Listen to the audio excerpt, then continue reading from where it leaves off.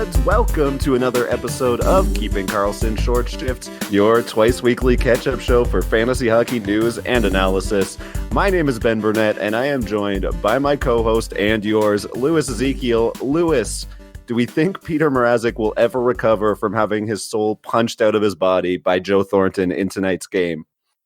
I mean, he came back and was great in the shootout, so I hope that maybe lack of a soul is really what he needs to be successful. You know, they always say when you hit that dagger three that you have no conscience in basketball. Maybe that's what we'll get from Mrazek from this point on. I love to hear it because Mrazek has been terrible, and I own him in a couple spots where I'm just kind of like, I've been good enough to not need to drop him. I think we have him in our podcast league, and I'd love to see him turn it around to make it worth all of the waiting that we've done so far. Yeah, I had my eye on Reimer because Mrazek was performing so poorly, but I ended up going with someone that we're going to talk about quite soon instead. And with Mrazek's performance today, I'm pretty glad I had that choice. Awesome. Folks, as I mentioned, Louis and I come to you twice every single week on Tuesday and Thursday evening, Wednesday or Friday mornings, if that's how you choose to listen on your morning commute, bringing you about a 30-minute episode of fantasy hockey content. On Saturdays, you can join us on the Keeping Karlsson patron-only Facebook group by signing up to become a patron of Keeping Karlsson at keepingkarlsson.com/patron. If you join us, we have been doing these weekly Saturday morning streams over a bowl of cereal or a mug of coffee. It's been myself hosting each week, but this week we have a very special surprise. Host of the stream scheme, Dave Betton, and friend of mine and Lewis's, Jade Bettine, will be doing a cousin cast. I am so excited to listen. Louis, how about you? Yeah, it's going to be really excellent. You've got two big personalities there who are always very entertaining. You guys sound like you've been having a blast on those Saturday morning streams, just kind of very laid back, taking questions as they come, and it seems like the patrons are enjoying them too. So really looking forward to listening on Saturday. Yeah, I will admit that is the highlight of my week so far, is doing those Saturday morning streams. It's super fun, and all you need to do to join is to become a patron of Keeping Karlsson. Folks, we're going to start off with some headlines, and we have to start with the goalie controversy brewing in Pittsburgh. On Wednesday night, Tristan Jarry posted a 28-save shutout against the Blues, the same team that had lit up Matt Murray for 5 goals on 27 shots last week. Is there any reason to think that Matt Murray's job could be in danger in Pittsburgh? It's a two-part answer here. Murray is certainly in trouble right now in the short term. I think it's safe to call him Pittsburgh's 1B goalie at this time. This is a pattern that we've seen before, but it does seem a little maybe more grim than usual this year. Murray's posted a quality start rate of just 45% so far this season, despite Pittsburgh playing high-quality defense in front of both him and Jarry, even with their injury woes. Jarry's been the only one who has been really taking advantage of this. He has only failed to make a quality start once so far this season. Jarry is overperforming slightly. His expected save percentage is around a 935, and he's got a 958 at 5v5 right now, according to Corsica Hockey. Murray is underperforming significantly with an even strength of save percentage of 0.896 when he's expected to be around 0.922.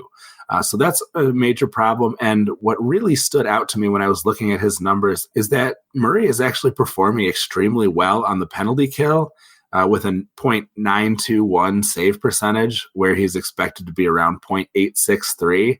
I think we are much more likely to see negative regression on the penalty kill as opposed to positive regression at 5-on-5. It's wild to think that he's performing so much better on the penalty kill than he is at even strength. Jarry is underperforming a little bit on the penalty kill, which is drawing his all situations save percentage 0.935, pretty close to his expected save percentage 0.923. And Murray has had a similar phenomenon. He's not too far off his expected, but it's being driven by a too high penalty kill save percent, which is dragging up his too low even strength save percentage. This seems like an unsustainable situation. Yeah, I mean, for me, I definitely you can see Murray struggling if you watch the Penguins. And we saw this last year, right, where Murray was struggling at pretty much 12 months ago. I think you could chalk it up. You couldn't trade Matt Murray in a league. Nobody wanted him. At that point, I believe it was Casey DeSmith who had taken the reins. So I'm definitely not discounting the fact that he's been struggling for so long and Jarry continues to be really good. Where do you fall? Are you selling Murray if you can? Are you all in on Jarry at this point? I think any Murray owner over the past few years has seen this cycle kind of emerge. There's always this lull period, and sometimes it lasts a couple weeks. Sometimes it's a month or a month and a half. But Murray does tend to bounce back, so I would hold him if you can. But yeah, it's kind of grim right now. I don't think anybody wants a piece of him. And if Jarry is already off the waiver wire, you might be hard up to find other solutions. There's a lot to be said about Murray and the 2 cups that he's helped the Penguins win in his young career. Both he and Jarry are restricted free agents at the end of the season, and it's likely that one of them is on another team by next September, if not sooner. If I were going to bet, I would say it's Murray who stays, unless Pittsburgh wants to spend more than $8 million a season to hold both of them, which really doesn't fall in line with the winning formula they've had in the past. As for Jarry, right now, I think he's a great ad, at least for the next 2 to 4 weeks, as you have Murray sort of wandering the desert trying to find his game. And I would bet that he's starting somewhere between, worst case scenario is going to be 50-50 and best case for Jarry is like a 70-30 split over the next few weeks. But how long he holds on to that 1A spot really depends on Murray's performance. Once he regains his mojo, like we saw last year, he'll take on the majority of the starts again. For what it's worth, I'm putting my money where my mouth is. I added Jarry in the cupful while I was also looking at Ullmark and Reimer as options. So I'm going to ride Jarry for a little while and see where he takes me. I'm with you. I would want Jarry if he's on the waiver wire anywhere else at this point. You're starting to get into the point, I think, where he's getting snapped up in a lot of deeper leagues. So definitely take a look, see if you can still get him. But if not, my guess would be that you won't. It's not going to be a season-long issue for Matt Murray owners, just based on what we've seen in the past. But you never know, honestly. With goaltenders, everything is voodoo, and all goaltenders prove to be bad eventually. In other news, Mitch Marner back, baby. Mitch Marner rejoined the now Mike Babcock-less Toronto Maple Leafs last night in a, I believe, 3-1 loss. I watched the game, though I forget if the Avs added another empty netter. A bit of a lackluster return, I have to say. No points. He did have one shot. His skating looked a little disjointed, and he messed up a chance in close where, honestly, I thought that he would usually score. Leafs ran a Marner-Tavares pairing with Ilya Mikheyev. Any interest in Mikheyev while he's up on that line? So this is a guy who is ranked close to the top 150 in cupful scoring. I think he should not be on the waiver wires in the cupful. And in fact, it does seem like Keeping Karlsson patrons are a little more into this guy than the Yahoo world in general. He's only 12% owned in Yahoo and up at 78% in the cupful, including skating on the team of the one and only Brian Comm. So that's a pretty strong endorsement for his ability. I think those as long as those wingers are moving up and down alongside Tavares and Matthews, I think anybody who's in those spots is appealing, especially if they're getting any amount of power play time. Yeah, unfortunately for Mikheyev, that is not the case, but maybe we'll start to see that as the season moves along. I'm not really sure, but it's very nice to get Mitch Marner back in the interim. Something I thought was interesting was Keefe ran a Nylander, Matthews, Marner line out there for a few shifts towards the end of a couple of periods. I'd be curious to see if we'll get any more of that moving forward. I do think John Tavares has proven in Long Island that he is more than capable of carrying his own line. So I wouldn't be necessarily opposed. I wouldn't mind seeing that big three of the Leafs young players get a chance together. Yeah, I think that could be very exciting for Leafs fans and for the fantasy hockey world in general. Finally, we're going to talk about Boston because you're not allowed legally to talk about the Leafs without then following it up by talking about the Boston Bruins. Sorry, Leafs Nation, that they just own you at this point. Thursday night marked the 6th straight game missed for Patrice Bergeron. I remember seeing a tweet about this from Chris Wassel when they announced that Bergeron was going to miss the Thanksgiving week road trip. And the thought was, at that point, load management on a short week. But I'm getting a little gun shy about a 34-year-old who absolutely cannot get healthy this year. What can we do with Patrice while we wait to find out what's going on? And I mean, obviously we have to be waiting, right? It's way too early to cut bait on a guy who's been a point per game guy for the last few years. Patrice Bergeron is for sure undroppable. That top line and top power play in Boston is so potent and so effective.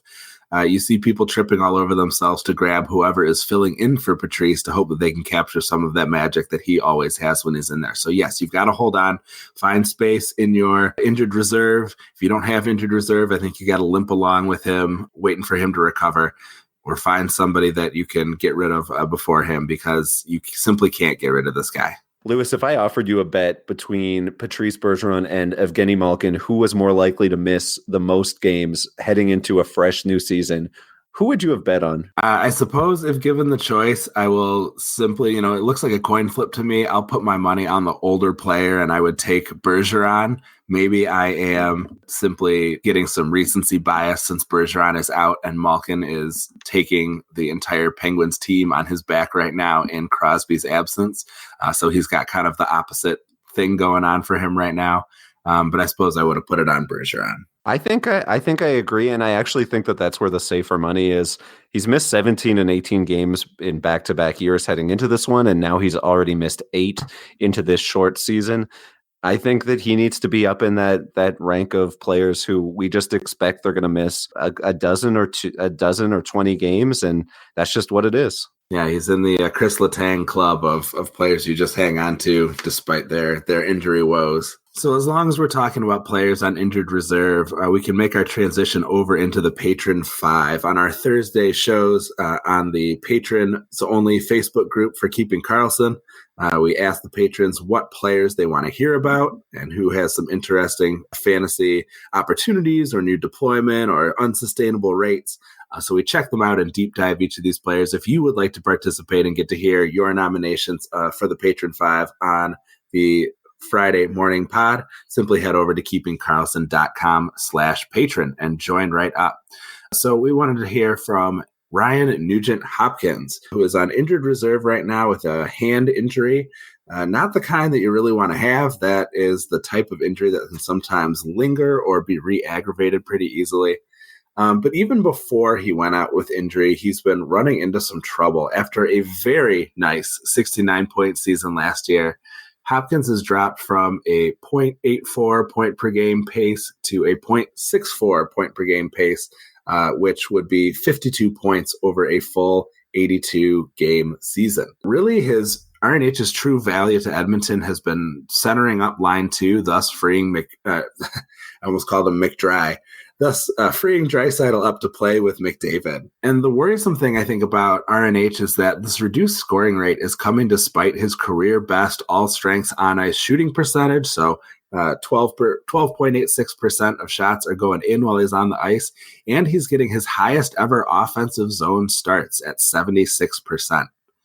It won't be surprising then, based on his point totals, to learn that his individual point percentage is a career low. He's only getting on 44% of the goals that are scored when he's on the ice, or that his personal shooting percentage is his lowest since his sophomore season at 8.33. So while I expect these numbers to rebound, I think he's much more likely to pace at 60 points the rest of the way than he is to approach his near 70-point pace from a year ago, especially if there are any lingering effects from that hand injury. So RNH pacing right now for 52. Are you buying him if you have the opportunity? I'm not so sure that I'm interested. I feel like he's getting kind of relegated back to that position. He is getting some nice power play time when he's out there, but it does seem like he's sort of back in that spot where basically his purpose is to reinforce that second line behind Draisaitl and McDavid.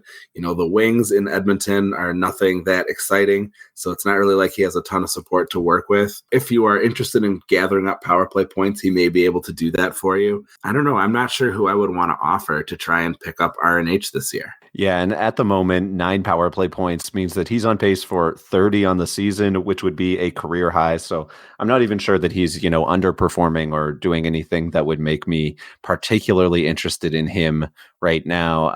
I am similarly disinterested in RNH at the moment. Who do you got for us next in the Patron 5 here, Ben? Number 4 in the Patron 5 list, we have Samuel Reinhart, a player that I am watching out of the corner of my eye right now. He is on the power play with Buffalo.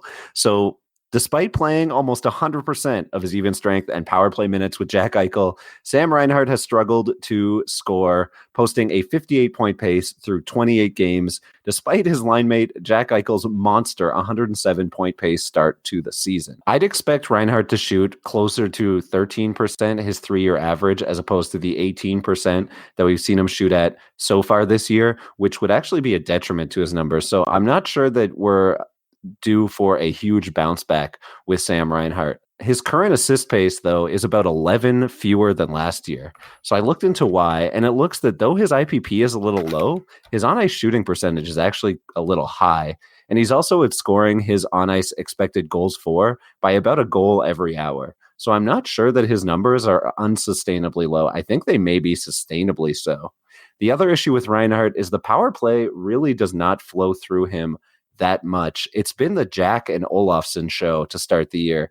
And while I think someone like Jeff Skinner should see some regression on the power play because of his usage and the fact that he's a bit more of a shooter on that unit, I'm not sure Reinhart gets enough touches or shots to factor in as a primary power play point contributor. I think he's firmly in that like 15 to 18 power play points per year tier, as opposed to those elite players who can ritually post 25 or 30 points on the man advantage. So I think it's possible last year's 65-point pace was the anomaly, and this year's high 50 or 60-point pace is a more likely outcome. Yeah, a lot of similarities, it sounds like, between our number 5 and number 4 players on the Patron 5 here. That's right. 60, although you would 60-ish guys who maybe have seen their peak season last year. And I'm less certain that we've seen a peak from Reinhart, given the fact that he plays with Eichel. You could see him going on an unsustainable heater for 20 or 30 games and putting up a point per game pace. I mean, we saw it at the start of last year, right? They started out ridiculous in Buffalo. But yeah, I think overall, true talent wise, we're looking at more of a 60-point player this year moving forward. And he's certainly got a lot more rolls of the dice in terms of years to go where he can have that opportunity to sort of hit that heater. So, Lewis, that's where I'm at with Sam Reinhart. Why don't you tell folks about our number 3 player tonight? So our number 3 player also features on that Buffalo power play. It's been 4 games since Erik Cernak injured Rasmus Dahlin, and while the first 3 games saw a more conventional power play setup with Rasmus the Elder Ristolainen taking the majority of the power play time with Colin Miller on power play 2, the recent pair of games, including that 7-1 drubbing of New Jersey that was so savage they had to fire John Hines just to save face, we saw Henri Jokiharju take over power play 1 responsibility. And he rewarded the team with a power play goal against New Jersey, his first point in 10 games. It's a little like my high school lacrosse career. I remember I scored a couple goals, but it was in a game where we won by so many that I think they stopped keeping score, so I didn't get a whole lot of credit for it. That's sort of how I feel like with Jokiharju here. He is a promising player that Dobber Prospects rates as an 8.0, which they say for defensemen is an eventual 55-point defenseman in the NHL. But for this season, at just 16 minutes a game, even in his recent Power Play 1 deployment, he's on pace for only 23 points. And that's with an 8.3 shooting percentage and under a shot and a half a game. That percentage I see as being more likely to fall than to climb. He's had some success in this very small sample size helming Power Play 1. But overall, I don't see him as an especially interesting option. Maybe if we start to see those minutes climb up into the 18 to 19 range at a bare minimum. But I don't usually see room for defensemen getting only 16 minutes on my roster. How about yourself, Ben?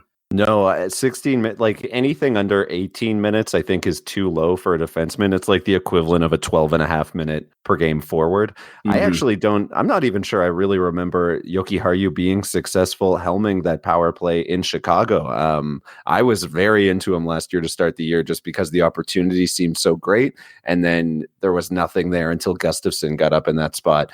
And I think that, he may turn into that player, but for now, I'm definitely waiting until we see signs of life from him. I would expect Rasmus Dahlin to come back as well before long, and I can't imagine that he doesn't immediately ascend to that top unit. Yeah, I'm of the same mind. So, Lewis, Henri Jokiharju, probably a waiver wire, leaving him on the waiver wire, if not maybe a speculative ad as long as Dahlin is out, and he's still getting power play one time, as he was as recently as Thursday night's game? Yeah, I think so. This is kind of a break glass in case of emergency only. I think there are a lot of better options that are out there. And he's obviously a significant downgrade from what they've got with Dahlin, who will plug back into that spot as soon as he can. There is no question about that. I'm going to get going with the Patron 5 number 2 player for this week, and that is the one, the only, the benched Alex Radulov. The main thing that's going on with Alex Radulov is he's not playing tonight because the Stars as a whole have been struggling, and they decided the best way to get out of that rut is to bench one of their 3 best forwards. Shockingly, it happens to be the Russian one. Who would have thought in the NHL, eh? Stars have now lost 4 straight after kicking off November with a 10-0-1 stretch that climbed them out of the basement after a similar slow start to the season. Radulov, for his part, has also been pointless during that 4-game slump. He has 15 points through 29 games for a 42-point pace. Part of that is regression. His underlying numbers should improve for sure. So in particular, his 5-on-5 on-ice shooting percentage and his IPP are flagging. Those numbers both tend to regress over time. A bigger issue for me is that Dallas really hasn't been stacking their top unit or overusing their top players. It's really been a by committee approach relative to what we were used to seeing last year when they clearly had 3 top forwards. Now that they've, added Pavelski, Rupe Hintz has really stepped up. We're seeing a lot more of a committee approach. So that's something that kind of freaks me out with Radulov. He's lost nearly a quarter of his power play time on ice from last year and 2.5 minutes of ice time per game overall. It's tough to put up 70 points when you're not getting clear top-line deployment. So my guess, rest of season, we see some regression to the mean. Radulov doesn't stay in the press box for too long. I think we see a 60 to 65-point player rest of the season. He's not droppable in deep leagues. If he winds up on my Cupful wire tomorrow, I'm probably dropping my entire fab on him. But right now, I'm adjusting my expectations until we see more of an effort to give him better deployment. Does that sound right to you, Lewis? Yeah, it's really been kind of interesting looking at some of these Dallas players. It almost seems like the offseason was subtraction by addition in a way. Obviously, they had that really nice run, but they're just so streaky right now. It seems that there are times when they can't quite get out of their own way on offense. And players like Pavelski, Klingberg, Radulov have sort of been suffering for it, although Klingberg's finally been on a bit of a run. On that note, Miro Heiskanen on the top power play unit with the overloaded, with the Benz Sagans of the world, and he posted a primary assist on a Jamie Benn power play goal. So maybe we're starting to see that shift. I know Klingberg came back hot, but now he's one goal and 0 assists in his last 5. So maybe we're seeing the ascension of Miro Heiskanen. Klingberg hasn't been over 50% power play since his 3rd game back. So it's 4 games in a row now after tonight that he has not been on that top unit. Yeah, I wonder if that will sort of change back. But, Heiskanen, I think we worried that he might sort of become the Provorov, but we've seen Provorov kind of take some steps towards getting a chance to stretch his offensive muscle a little bit more. Maybe we're seeing the same thing happen here with Heiskanen. I'm not going to complain. I am up against Klingberg and Pavelski, who I dropped last week and was picked up by my this week's opponent. So if they can continue their cold streak for a few more days, I would really appreciate it. Yeah, I think honestly, Heiskanen is a player who has much more offensive upside to me. I just think he's a better distributor, so I like him a lot more on the point, on the power play. Provorov a bit more wood on the shot, but yeah, I think that he fits the profile as the defensive defenseman, whereas Heiskanen, he's just such a good skater that he can be both sides of the puck very easily. All right, so we're on to our last but not least member of the Patron 5. The patrons want to hear about Alex Tuch. Tuch put up only 2 points in his first 10 games after returning from injury to make a late start to the season on Halloween. However, he's been absolutely tearing it up since, with 7 points and 14 shots in the last 4 games. While he's on line 3 with Carrier and Glass at even strength, he's enjoying time on that power play 1A with Marchessault, Karlsson, Patches, and Theodore, where he scored 3 of those 7 points. He's shooting 16%, which is a little high and may come down a bit, and I'm pretty sure his 80% IPP is probably unsustainable as well and will regress a bit. But that being said, his on-ice shooting percentage is normal, and he's getting great deployment. Nearly 80% of his zone starts are in the offensive end. So he may come down back to earth, and certainly his slow start coming off injury shows how far above his floor he's playing right now, especially only getting, between 13 and 17 minutes a night. But there is no hotter player available at 18% in Yahoo, and as of Sunday, 56% ownership in the Cupful, although I imagine that number has changed somewhat as he's been red hot the last few games. So this is someone to pick up and certainly watch for him starting to cool off.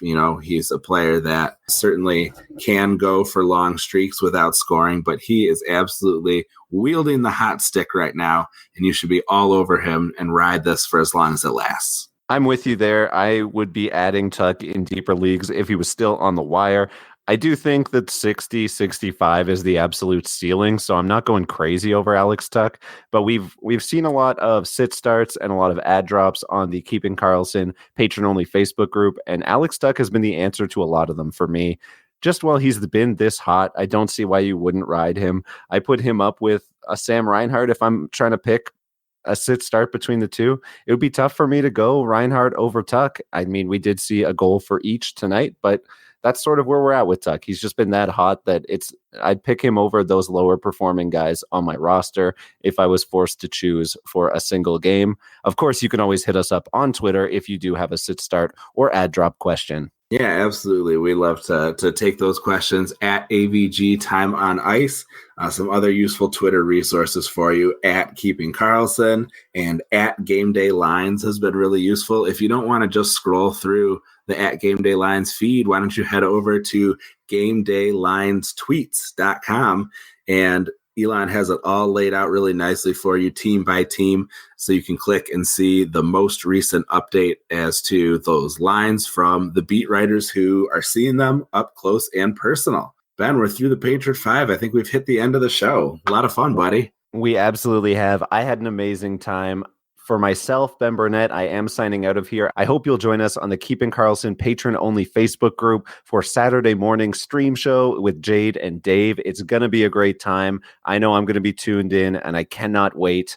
Thank you so much, Lewis. Why don't you sign us out of here? Yeah, my pleasure. We want to give our acknowledgments to Natural Stat Trick, Left Wing Lock, at Game Day Lines, Corsica Hockey, the Hockey Writers, and Sean Tierney at Charting Hockey on Twitter for helping us with our research today. And until we see you next time, play smart and keep your shifts short.